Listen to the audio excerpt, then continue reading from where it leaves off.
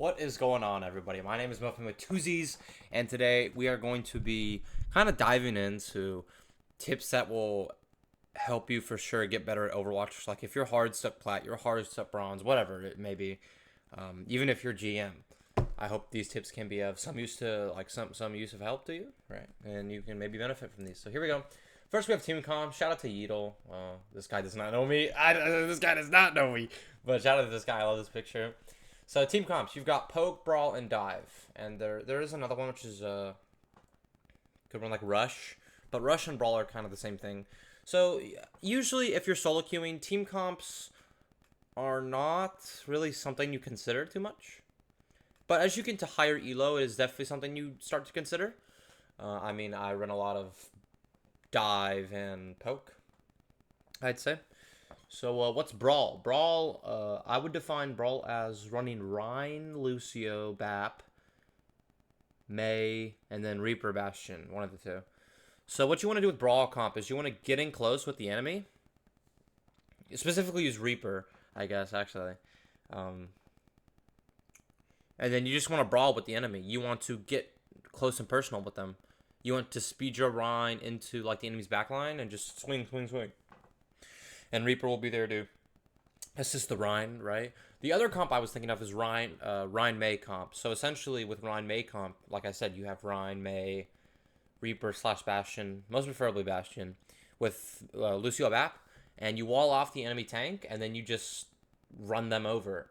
Usually with Brawl, you want to run the enemy over from the front, instead of maybe using Dive to go on their backline, or Poke to just poke at them from afar, right?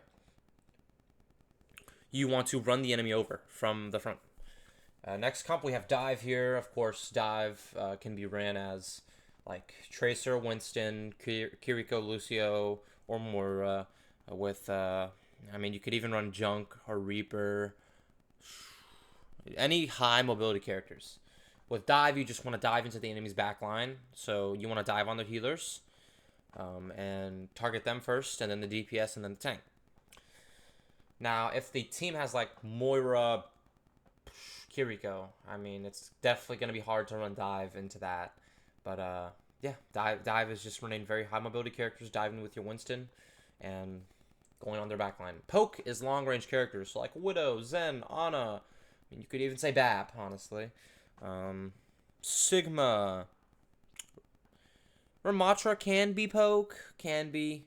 I'd say Sigma is more of the more, I guess, looked at option with, like I said, Widow, Soldier, Kree, long range characters. And you just want to shred the enemy down from long range. So, of course, Poke beats Brawl. Because Brawl, you want to get in close, but with Poke, you're going to obviously shred them down with that Zen, like Bap, or Zen Ana, whatever you're running. You're just going to shred them down, right? So those are your team comps. Those are 4 of them that I know of as a collegiate Overwatch esports player. The next thing we have here is map knowledge. Like, study maps. So, like, you need to know your maps. If you've been playing Overwatch for at least a year, you should know the maps. That's just, you should know them, right? Where all the mini and mega spots are, right? So, like, up here is a mini spot, and then, where is it? It's in this building. You have a mega about down here, right? You've got another spot right there. Got your mini there. You'll have a mini in this building.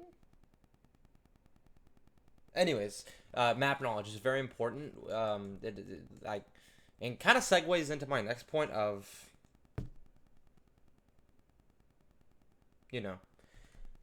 high ground. High ground is super overpowered.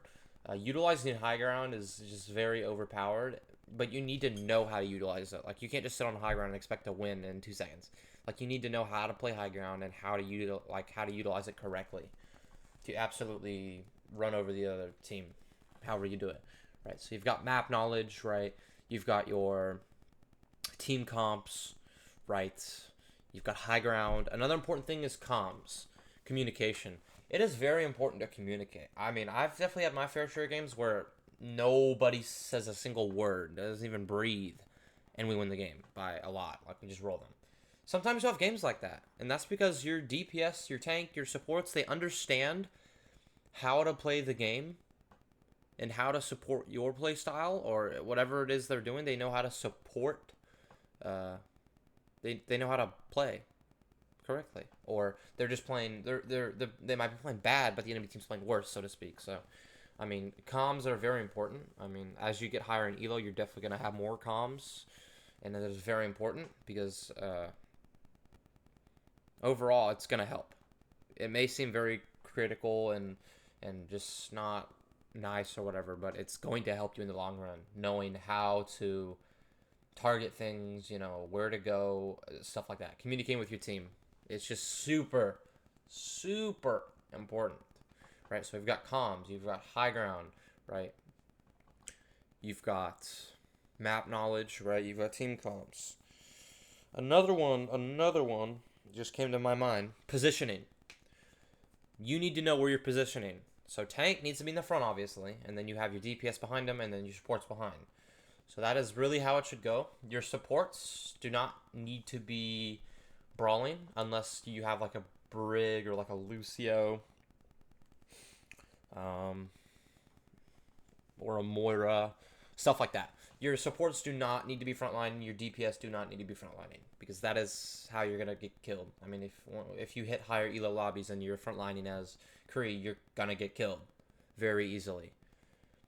Just positioning is super important. Like, you need to know where you need to go to support your team and do that effectively.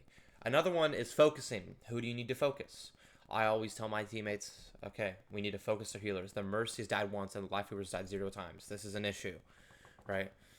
You need to focus squishy characters unless you're playing comps that specifically support you running over the enemy tank and then killing their DPS from there and then the support from there or whatever.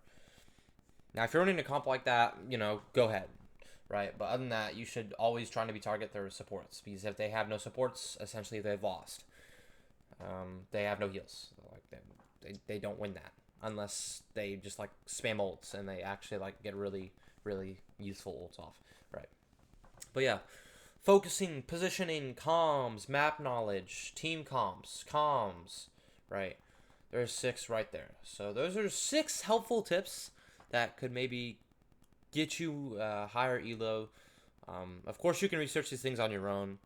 Another one is aim. Definitely use aim trainers. I really don't use them as much as I do, but I know there's aim trainers like custom lobbies in Overwatch, or you can just go to aim labs, right? Doing that stuff consistently on a daily basis will really improve your aim, right? You can also mess with your sensitivity, right? It might be too high, it might be too low, depends on what the characters you play. There are a bunch of guides out there for characters or whatever. I mean, this game has been around for so long that there's just so many guides and everything you can watch, right?